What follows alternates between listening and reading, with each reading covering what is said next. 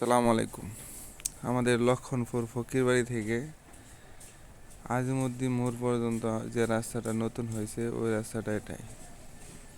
আপনারা দেখুন, এক সময় আমরা রাস্তার জন্য অনেক ভোগান্তিতে পড়েছি। আমাদের এলাকায় যাওয়া যেত না। বৃষ্টি হলে মোটরসাইকেল নিয়ে বাড়ি থেকে বের হতে পারতাম না। এখন কত সুন্দর একটা রাস্তা হয়েছে, সবাই দেখুন আর উপভোগ করুন। অনেক প্রবাসী ভাইয়েরা আছে, দেখে নিন রাস্তাটা। এখন দেখুন, হ্যাঁ। আর ভিডিওটি যদি ভালো লাগে তাহলে একটি লাইক, শেয়ার এবং সাবস্ক্রাইব করতে ভুলবেন না। সবাই আমার পাশেই থাকবেন। ধন্যবাদ সবাইকে।